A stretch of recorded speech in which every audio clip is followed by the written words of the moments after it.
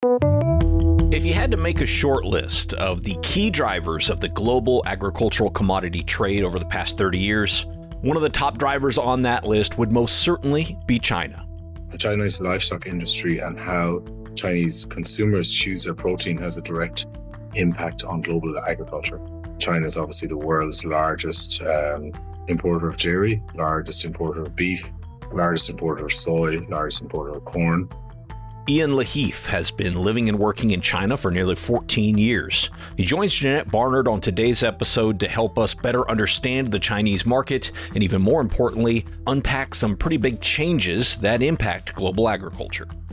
There's two trends that, I think US producers should be kind of concerned about. One is Brazil becoming increasingly close to China and that Brazilian product can get more easily to the port.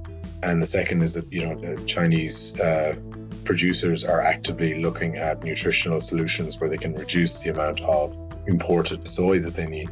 The trend looks like US producers need to look for those next markets. I think the boat is sailing on being very reliant on China. Janette Barnard and Lahiffe talk about Chinese agriculture, global trade, economics, livestock, and so much more on today's Future of Agriculture podcast. Hello, fellow Ag Nerd. Thanks so much for joining me for another episode of the Future of Agriculture. My name is Tim Hamrich, and every week you and I get to hear from the farmers, founders, innovators, and investors, the people shaping the future of the ag industry. Today's episode is an outstanding look into what's going on in China, particularly in the livestock industry, and how that impacts all of global agriculture. But before we dive into all of that, I want to take just a moment here to recognize our quarterly presenting sponsor, which this quarter is Case IH. Now, as most of you already know, I'm fascinated by the way technology and innovation are shaping the future of agriculture. That's why I do this podcast. But it's also why I'm excited to partner with Case IH this quarter. Case IH designs, engineers, and produces cutting-edge farm equipment based on a comprehensive understanding of farmers' needs, wants, and challenges. For example, take their model year 25 Magnum tractor. The new Magnum is purposefully designed to answer farmers' needs in every design and engineering choice. Improved horsepower for pulling heavier loads faster, bundled, integrated, and ready-to-go precision tech for greater accuracy in the field, and a transmission farmers can tweak for improved control and performance in different tasks. That kind of design thinking is exactly where the future of ag is headed, and that's why you'll be hearing me talk to folks at Case IH at different points throughout this quarter about what they do and how they're working to push ag forward. So thank you once again to Case IH for their leadership in ag innovation and for supporting the Future of Agriculture podcast. Okay, now back to today's featured conversation, which is between today's guest host, Janette Barnard, and Lahiffe. Janette, as many of you already know, is a venture investor in animal agriculture and the creator of the weekly authority on all things innovation in animal ag, her newsletter Prime Future. Janette, as always, I am so glad that you decided to come back to host another FOA episode. Really, really appreciate you doing this. Oh, thanks for letting me. This is fun for me. Well, I wanted to ask you before we dive into today's topic about Prime Future, because you've been doing some interesting things, kind of playing with different formats, different ways of sort of framing things. Where is that coming from? Is it just like, hey, I've been doing this long enough, I want to sort of switch it up? Or what's going on at Prime Future? Oh, I love that question. So I think for me, one of the things I'm realizing is that, so if the whole premise of Prime Future is about learning out loud, right, about animal ag and innovation across the entire animal protein complex, sometimes that means I'm learning and I have really high conviction about what the answer is. And sometimes that means in my learning process, I'm just trying to think about the question in different ways because it's not obvious what the answer is. And so that's what I feel like I've done a little bit more of that recently, of just trying to frame questions in different ways as, we're all collectively trying to get to answers. So I think the most recent one that you're alluding to was really around trying to understand what is the future of ag tech funding look like? And so I kind of framed it as, hey, what if an ag tech VC and an ag lender were to merge, which there's a million reasons that is a completely implausible scenario. And yet my question is, okay, are there things that we can tease out from those two extreme polar opposite funding models that might give us some clues about the future? And so that's really what my pursuit is. How do we reframe some of these questions and think about what the future could look like? I love it. I mean, I love the creativity. You sent it out as a press release. I encourage everyone to go find that post specifically, and of course, subscribe to Prime Future. But there's a lot of things that separate ultra successful people from the rest of us mere mortals. But one of them seems to be they're not intimidated by what they don't know. And I think you approaching things this way of like, hey, I don't know the answer to this, but I want to dive deeper into the problem, into the question.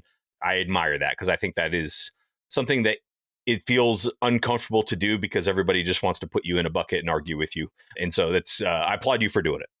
Oh, I appreciate you saying that. It's a pursuit, right? For all of us. For sure. It's part of the rewarding aspect of content creation. I think a lot of people who don't write or record don't realize is like, hey, it's clarifying our own thinking along the way is one of, if not the biggest benefit of it. Definitively. Yeah. All right. Well, let's talk about today's episode. So maybe you could explain to everyone here listening what brought this episode about. Why did you want to go down this road of China and what Ian had to say? Yeah.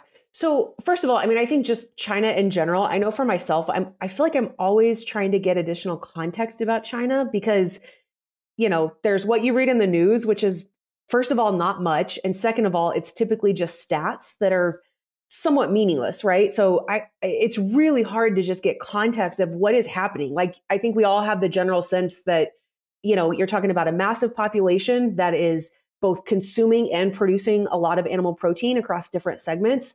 So, there's this big thing and it's, a wildly important geography and a wildly important market. And yet I just don't know much about the context of what's happening on the ground. What I appreciate about Ian is that he is always putting stuff on LinkedIn about things that he's seeing when he's out and about on farms or even a grocery store or a restaurant. And here's kind of how we're experiencing animal protein in China. And I just find that context really fascinating. And so that was really what prompted reaching out to Ian to say, hey, can we have a conversation about this? Share with us more about, what's happening in the industry. Yeah. Oh, and I think it's also extremely important because they have been such an important driver of the global ag economy. And certainly U.S. farmers have benefited from that in the last couple of decades, 3 decades maybe or so. And Ian provides a case of why that might be changing. So it's super, super important. All of us in agriculture are paying attention to what's happening over there. Absolutely. All right. Well, here is Janette's excellent interview with Ian Lahiffe. You're going to notice here right away that Ian is not originally from China. He comes from a dairy farm in Ireland originally. In 2011, though, he visited China for the first time as an intern with the European Union delegation in Beijing. At that time, he was in grad school in London. This experience in 2011 confirmed for him that he wanted to be in China, so he needed to figure out how to read and speak the language. And I'll let Ian go ahead and take things from here to tell you more about his background as we start this fascinating conversation about China and agriculture. I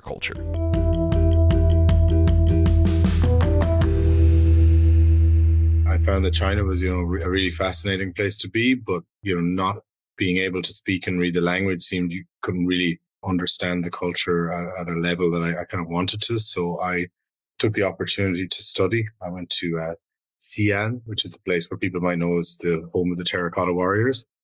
So I went to university there. So university in Ireland was good fun. You kind of partying and studying as a part-time gig. But in China, studying is, you have to be at class every day. Classes start at 8 a.m.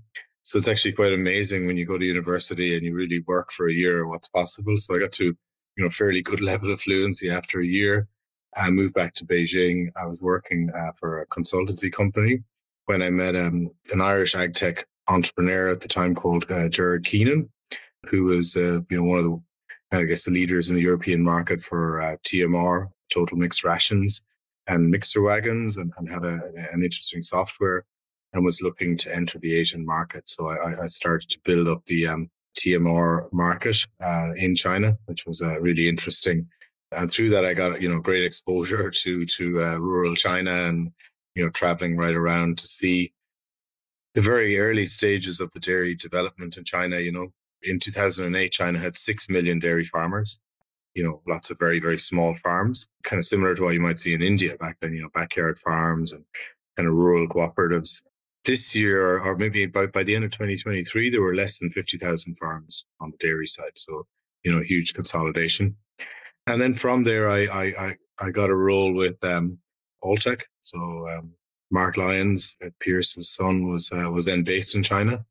So I got to know Mark, and really had a great time learning the industry through Alltech, which of course this year actually marks their 40th year, I think, in China. So back then, as an American company, based out of Lexington, Pierce Lyons saw two trends very early. I think he saw geo expansion, and he set up very early in Brazil, Venezuela, China.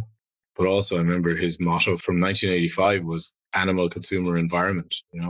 So we think back almost 40 years ago that his tagline included the environment, which, when we think in today's terms, is truly insightful. And then I had a very, very interesting opportunity I met with the then management of a company called Allflex, which I thought was on a very interesting trajectory. It was a company that maybe was a global leader in plastics on the identification side and the animal side, on this technology journey from what we would call basic, maybe identification to electronic identification, into livestock monitoring, and then into kind of this long-term strategy into big data side of things. And at the time, for Allflex, China was kind of a production center rather than a major market. So I was very glad to come on board and to develop a business plan for the Asia region, and to grow out the team. And, if you look maybe 6-7 years later, it's one of the major kind of hubs of the business. And of course, the business was acquired by, where we met first, Janette, by Merck, or MSD as it's known globally. And the business continues to go from strength to strength across all species. And then for the past couple of years, I've had my own consultancy company in China, one representing some interesting animal nutrition technologies, and also looking at early stage technologies in and out of China. So that's a little bit about my background. And, as my father says, he said I should go and see the world and not be burdened by a dairy farm. But he said I took him very literally. And here I am almost 13 years later, happily based in Beijing. What a fascinating journey. So this is great, because for those of us who our objective is to understand just a little bit more about the Chinese livestock industry and what the dynamics are, you are the guy for this conversation. So looking forward to our discussion here today. So maybe just to start with, what are some of the first things that somebody who is not familiar with the China ag industry, what are some of the first things that we should know? I guess the first thing is to think about is a scale. If we think in the pig industry, over 50% of the global pigs are in China. So it's the world's largest pig industry. It's the world's largest aquaculture industry. Even though cattle, it doesn't seem to be a very large market, it's still number 3 globally in terms of cattle population, number 1 in terms of sheep, and number 3 in terms of poultry. So, these industries are huge and highly consolidated. So that's the first factor. The second factor would be a low relative percentage of available arable land in China. So at a high level, you could say China has 20% of the global population, but only 9% of the global arable land, which means that they're, maintaining such huge livestock industries certainly creates a challenge. And then, as I say, well, the Chinese livestock industry and how Chinese consumers choose their protein has a direct impact on global agriculture, because China is obviously the world's largest importer of dairy, largest importer of beef, largest importer of soy, largest importer of corn, and certainly their supply chains are integrated right into kind of markets everywhere from New Zealand for dairy, to the US for corn and soy, to Brazil for obviously commodities, and also for beef. So, farmers right around the world should and must take an interest in the trends of Chinese consumers and the welfare of the Chinese livestock sector in terms of sustainability and profitability. So that's really great framing to start out with here. Can we start with the Chinese consumer? Tell us what is true about the Chinese consumer today and how they think about animal protein, and maybe how has that changed in recent decades, and kind of where do you see that going in the future? Yeah, I remember in January 2020, I drafted an article at the time. That then CEO of Impossible Foods had this quote which said, every time somebody in China has pork, there's some tears in the Amazon as the forests are burned down. And I remember at the time, there was quite a significant backlash among Chinese consumers who said, well, we can afford and we want to eat high quality animal protein. And, who are you kind of from Western countries to tell us that, we're not allowed to enjoy these proteins. Then, as you know, COVID-19 hit. So I never, I think the world was turned upside down. So that article was never published. But that debate, I think, framed something important. There's probably two trends. One is, the overall breakdown of the type of animal protein being consumed has had some profound change. And then the general kind of expectations of quality around the protein side. So if you think maybe 40 years ago, pork made up over 90% of the red meat or the meat that was being consumed. And then obviously since then, the poultry industry has grown. And by tonnage, not by value, obviously by tonnage, this year poultry will outstrip pork in China, which is a significant trend. And obviously the highest growing segment is the growth of beef. Beef consumption in China is growing significantly. And, the kind of questions are, there's a lot of assumptions that Chinese consumers will eat more animal protein. Whereas I think a more nuanced view would be maybe a similar amount of protein, but a higher quality type of animal protein. So I think in many ways, Chinese consumers are among the luckiest in the world to have kind of access to all of the producers right around the world, be it from Nebraska or Kansas, all the way to Ireland, to Australia, to Brazil, to Argentina, all vying, to supply the lucrative Chinese market, which then obviously means that while a lot of the world has been in inflationary trends, the oversupply in China, oversupply of eggs, oversupply of dairy, has meant that it's almost a deflationary market. So it's quite a different trend to what we're seeing. So kind of ironically, I saw in the US election recently, there seemed to have been a big debate about the price of eggs. The price of eggs is 10% down year on year in China. So it's interesting how, while commodity prices are obviously, quite global, when producers are scaling and improving efficiency at the same time, you tend to end up with an oversupply domestically, which is what has happened in quite a few of the livestock industries in the past number of years. And I do think, it's a general global trend, and China's just accelerating it, that you seem to be able to have to get big to be able to survive, as margins per animal increase, and obviously the poultry industry in China is, highly concentrated as well. So, tighter margins mean that these guys, the top, someone like Muya now, which is an incredible story. The founder started with 22 pigs in 1979 and now has 3.2 million sows. So he's finishing 70 million pigs a year. The consolidation there, he's vertically consolidated. But he's obviously had huge government support to be able to fund that expansion. And, obviously seems to almost be at the too big to fail kind of category. So when, prices are low, it seems that he always has enough cash flow to get him through the hard times. So there does seem to be kind of additional support the bigger these guys get. So question there, it sounds like there's a lot of these stories of kind of, let's call it producers that went from small scale that over the years grew and now have become large operations. What's your view on the dynamic of when you have kind of a homegrown integrator in China versus, a company from outside China trying to invest in the country and be successful? I mean, what are the dynamics there when you compare those two types of approaches? Yeah, I think in certain sectors we've seen that international companies can struggle to compete. I mean, if you look at Fonterra on the dairy side, they would certainly have had fairly challenging experiences in managing large scale dairy farms in China. That maybe there was sort of a lack of fairness in applying some of the policies, that the international companies may have been held to maybe slightly different standards. I think Fonterra would certainly have had issues along the way. Obviously, we saw Cargill divest their poultry business in China. But then obviously there are success stories. CP, being a Thai company, is highly successful in poultry, eggs and pigs in the market.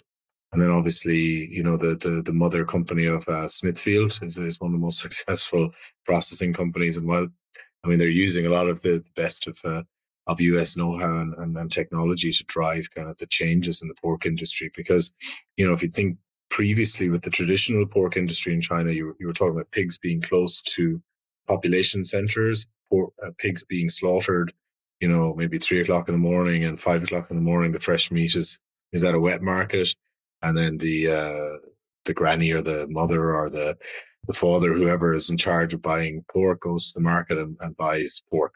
And there was no brand, right? It was just whatever pigs were slaughtered, to now kind of increasing branding and processing, because of the further the pigs are away, or you're talking about, processors looking to add value or to kind of increase brand awareness. So that's kind of another important trend. So you've kind of moved from quote unquote a consumer buying meat to maybe buying, I don't know, New Hope or CP branded pork products, right? So there's kind of a specialization and a branding trend that's also ongoing in the market. So Tim and I, we just did a podcast episode on the book Frostbite about the global cold chain. So in the book, the author talks about, the growth of the global cold chain, and specifically referencing some developing areas, including China, and how, it's just been massive growth in the last 10 years even. So what you just talked about of this increase of branding and processing capacity away from population centers, did that come before cold chain capabilities, or did cold chain capabilities follow the processing? Cold chain processing accelerated. Cold chain logistics dramatically accelerated the kind of preference or the development of, a few sectors. So if you look at even on the dairy side, right? So the major two dairy processors, which are now, both are in the top 10 globally, Yili and Mengniu, their whole business is based on UHT and like non-chilled products. And it's only been in the past like 7-8 years that customers and consumers are kind of confident that the cold chain logistics would actually be able to deliver cold products. And even if you look back, I mean, ice cream, refrigerators, everything used to be an issue, that the electricity would be turned off and then all the ice creams would melt overnight and be refrozen, like very typical kind of stuff you would see right across Southeast Asia. And that was also an issue in China, whereas, all that's very much in place now. And I mean, some of the most financially successful companies in the past 10 years have been in the logistics space, like the likes of the GLPs of this world. They have built these enormous businesses on the back of cold chain logistics. And I guess it's that the other part that China has been particularly amazing is that last mile delivery piece. I mean, that getting chilled food directly to people's homes within, you can order on your app and 30 minutes later, there's a guy at your door. So not only have they gotten the overall kind of logistics right, that last mile piece, they've been able to kind of deliver chilled products at incredible speed. So I've been to a few of those big logistics centers. There's quite a few large scale companies offering that service. It's incredible to see the diversity of products. But the only interesting thing you would see on the meat side in particular, the traditional Chinese consumers, and even when we're looking on the beef side, they still will think that frozen products and processed products don't taste as good as fresh meat.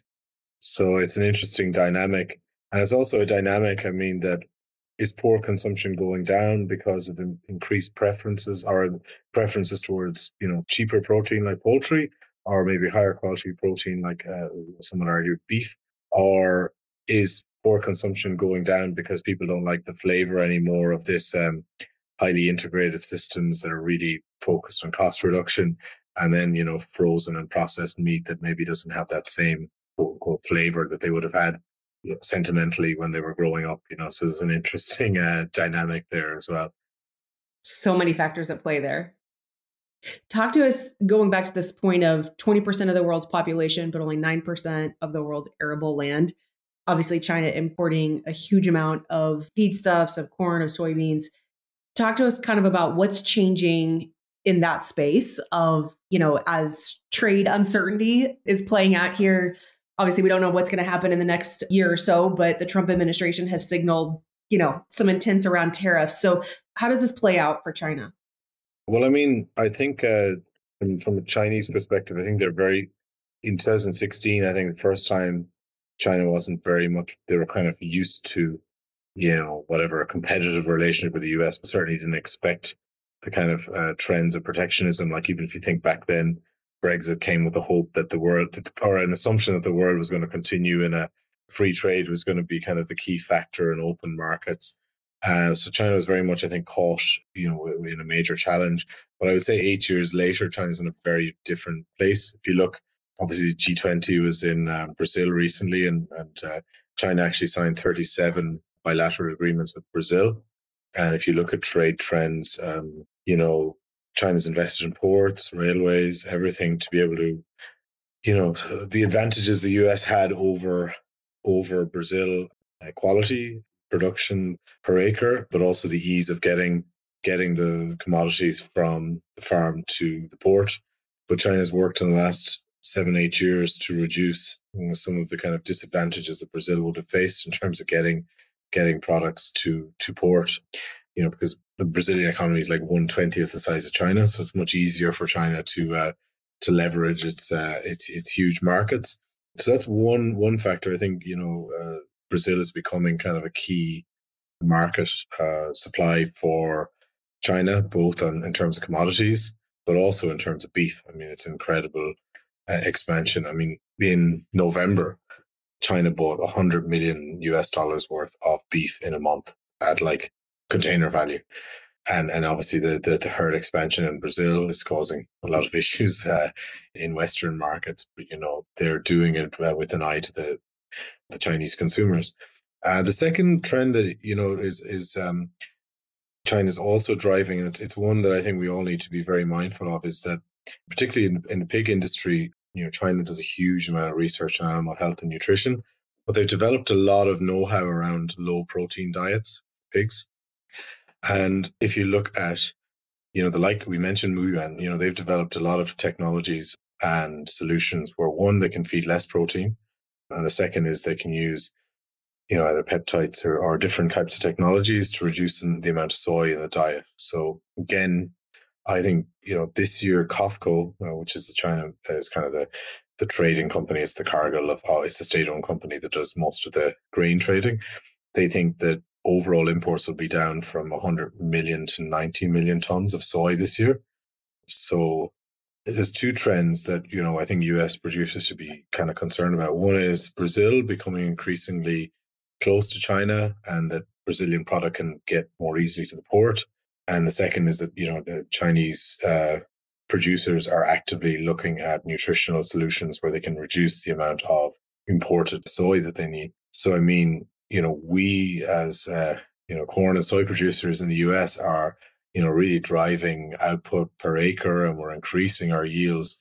But realistically, will we have oversupply? And I would certainly flag that 2025, when you compound the political elements and the general trends, I think it could be quite a challenging year on the commodity market.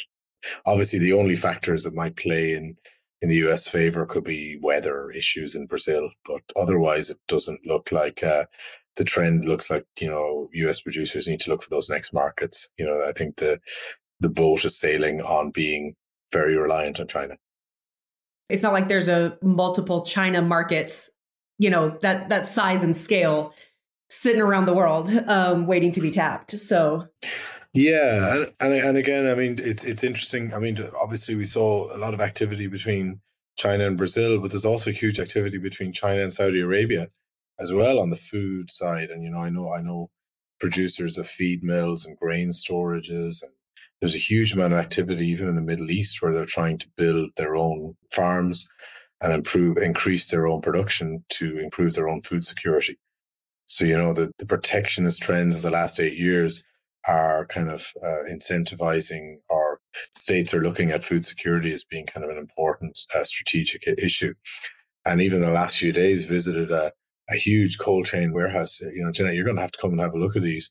And it was a private entrepreneur who had been given the license to hold the National Beef Strategic Reserve. So they're holding, anywhere between 500,000 to 1 million tons of beef extra as a strategic reserve. So before, China used to only hold pork, but obviously they're seeing that the beef is becoming increasingly important.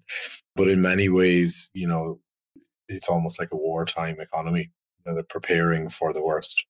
Well, obviously hoping that it will never get to that. But, these things were never in place previously. So First of all, I'm going to now have to go find out if the U.S. has national beef strategic reserves, because I don't know if we do or not. So I got to go find out. But also, it's funny that you mentioned about the work that's being done of how do we, for Chinese producers, of how do we reduce the amount of soy that's necessary in diets. There was an article in The Economist on that just last week.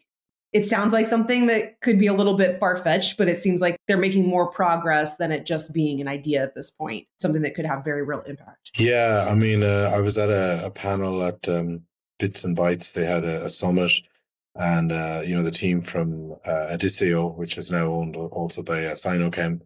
I mean, they're seeing very, very high uptake on their kind of solutions in that area, and a lot of interest in the market. So, I think there seems to also be kind of a positive link between low protein diets and the challenges of antimicrobial resistance as well. So there's some interesting research in that area that China has done, that actually feeding less protein means there's kind of less digestive issues. So then you've got less issues potentially on the metabolic side. So there's some interesting research being done in that area as well. Because most traditional nutritionists will say, low protein you will have, poorer productivity, but, they're finding potential benefits. And then in China, it's interesting, they kind of have a chief scientist for each species. So the new chief scientist on the pork side is a guy who revolutionized low protein nutrition. So I'm going to a conference on Friday. So I'll drop you a note to hear what his latest research is in this area. Yeah, I'm very, very curious to hear. So one of the things I'm also curious about is, you post so much great content on LinkedIn that is just fascinating. I've seen where you've shared some photos and some insights from different types of beef operations, whether it was Angus cattle or Wagyu cattle. Can you talk to us about just the industry structure and what does the value chain look like in China? And if you can contrast that for us compared to like Ireland, for example, like give us a contrast. Yeah. So I guess, first of all, there wasn't really a beef industry in China.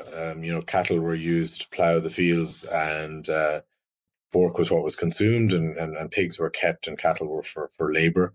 And, obviously China had hundreds of local species, some of which have sort of been developed. There's a yellow cow, which is now being used in parts of the south of China, still for beef production. But the kind of beef industry sort of kicked off in the 70s and 80s, more in the north of China, and sort of through diplomatic relations, maybe as diplomatic relations started between Europe and China. And, I think it was either Germany or Austria or Switzerland. Somebody gave China Simmental cows and said the Simmental cow is a good one for your beef industry. One, you can, they're good at grazing, but they're dual purpose, right? So they were able to then, use the milk. And since then, obviously, the Simmental cow is the chief genetic, profile, and has been for maybe the last 30 to 40 years. But then I suppose as the kind of beef consumption picked up and kind of the interest more in, be it steaks, be it more marbled beef, there's more and more interest, particularly in Angus. And I would say hats off to the Angus producers and our friends in Australia and the US did a very good job in influencing the influencers in China on the benefits of Angus. And certainly now, you would have seen in the past 10 years that China began to import not only kind of breeding cows, but a lot of semen. So on the live cattle import to China, there are only 4 or 5 countries that are allowed to export cattle to China: Australia, New Zealand, I think Chile and Peru, but most countries, they don't have that protocol, largely due to kind of OIE regulations, right, which kind of restrict these things due to legacy issues like BSE or whatever it might be. So at the moment, there are maybe about 500,000 Angus cows in China. And certainly, there's a strong drive by these companies to develop, brands and to develop and educate the market on the benefits of Angus. So if you look at the industry structure, if you look at the US or Ireland, we kind of think of the beef industry like a pyramid, right? So you've got lots of cow calf guys at the bottom, and then it kind of gets gradually more consolidated up through the feedlot or the backgrounders feedlots, and then obviously into processing, you've got a few key guys. The Chinese industry is still a bit like a square. So you've got very, very small holders on the cow-calf side. And one of the biggest failures, I think, has been that a lot of the people who imported Angus cows, they thought, well, we can use confined systems for cow-calf management. But if you think about the cost of, keeping cows in nice fancy sheds, so a lot of that has ended up in a lot of economic heartbreak. And there's kind of been more of a move away from that to sort of trying to have, cow-calf models, more closely linked to land and to at least, grazing, if you can get grazing 6 months of the year, then you reduce the cost. So they've tried all that. They've tried to develop these highly vertically integrated confined systems, but the economics just doesn't work. And I think any agri-economist listening would say, well, duh, I could have told you that. But they tried their best, right? They thought they could. So that means that now the cows are kind of tend to be held by smallholders, and there's some major issues around.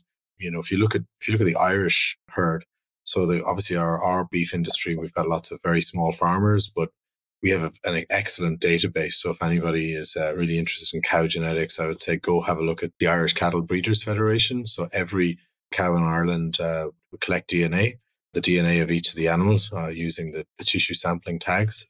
And it's kind of twofold. One is they do a check for BVD, and we try and remove the BVD from the herd, the overall herd. And the second is to do the genetic mapping and the phenotyping. So then we can have a very good economic breeding index. And I guess the joke in Ireland was that at the time of COVID, we had far more information about our cows than our people. And I think it still continues to that day. Now in China, there's no such national, there's a national identification system, but they don't really have a clear understanding of the genetics. There's probably within that Simmental herd, there's a lot of crossbreeding and inbreeding that's causing kind of issues of productivity. And for a lot of the small farmers, they're subsidized semen from quote unquote like government semen providers, so that they'd have their own kind of bull stations, and maybe the quality isn't that consistent. So that tends to be the bottom of the market. And then those cattle, the calves tend to be sold at about 250 kg, or I don't know what 500 and whatever pounds, tend to be sold in live marts. So live marts are pretty epic places. So if anybody wants to visit, come to China, come and see what a live mart is like. So what happens is basically these middlemen go and they rent a little space in a mart. So you kind of have your corner and you put your cattle in there. And then there's like thousands of people outside, and then everybody runs in and tries to kind of negotiate, and then they haggle. And then, when you agree the price, you put a kind of you paint the animal, and then you go and you pay the mart, and the deal is done. So, that's where there's huge volume there. And then what you tend to have is a lot of kind of small scale feedlots. So feedlots haven't really consolidated yet. They're beginning to get there, but you have a lot of small scale feedlots. And then, the animals again are sold live, and there's another middleman between the feedlot and the slaughtering. So it's a great middleman's world still. And obviously now technology and trends are trying to kind of reduce the challenges within that chain. The other kind of amazing thing that I think is a great opportunity, the trucks, you see these great trucks that they drive cattle around. So if you're driving cattle from where up to Kansas, they're beautiful. It looks like, you wouldn't mind being in the back of one of those yourself. So I'd ask if you want to just Google cattle trucks China, and it's pretty grim stuff. So I was with an Angus producer who's in west of China, and they lose 6% body weight delivering to the slaughterhouse, which is 3 days. So there are lots of inefficiencies within that system. And I think the beef producers themselves are looking at this going, does the government support us? So if you look now at the new Minister for Agriculture in China, so it was a reshuffle, is hugely pro-beef. So his last two jobs were kind of to be the governor of 2 states. And in both states, he set up like mega beef incentive policies, and he's very pro-beef. But if you look at the overall strategy, I think, the government says, well, we can get cheap protein from Brazil, and our producers don't seem to be that efficient. So it's an interesting dynamic, and again, there's no voting power. Typically, if you look in somewhere like Japan, the farmers are very, very powerful voting bloc, so the protectionism there is pretty strong. But again, farmers don't pay that much tax. And the government is more probably concerned with cheaper, higher quality protein for their people. So there's an interesting dynamic there that maybe doesn't exist in the typical democratic system. Wow. So, and then what's the crossover then with the dairy industry? So is there a beef on dairy segment in China? I'm guessing not, but... Well, yeah, it's beginning. So if you look at the dairy industry, these guys have been in kind of expansion mode for the past 10 years. So everybody was carrying a lot of heifers and they were only kind of using dairy genetics.